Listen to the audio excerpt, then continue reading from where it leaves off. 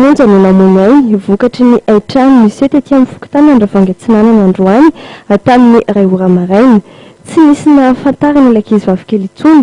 Tsy ponina avy eto toerana fa sendra nandalo nandro indray alina tamin'ny trano namany zokiny ity ankizivavy kely ity.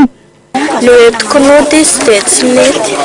Andao aho dia araka aminay dia tsy mety izy fa zaho izy nijanona eto. Izy raha vao tonga aty izy dia milalao amin'ilay zanak'ilay namako izy dia tsy mety mody. Dia mijanona taty. Dia zaho tsy nahalala mihitsy raha tsy maraina andeha haka anazy aty izay vao nahalala.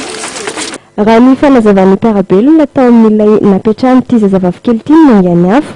Mampiasa labozia ilay tokantrano rehefa amin'ny alina ka heverina ho mpiarabelona fa izay ny fototry ny hafa.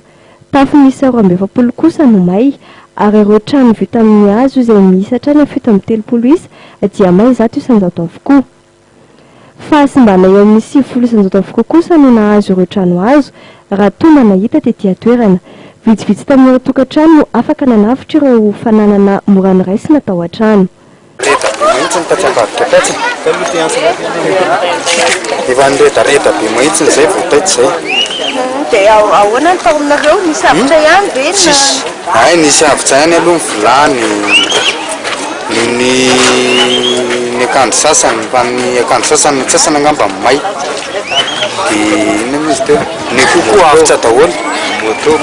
Moto may. Mahery ny 900 isa ny olona tsy manan-kelofana vokatry ity famaizana ity.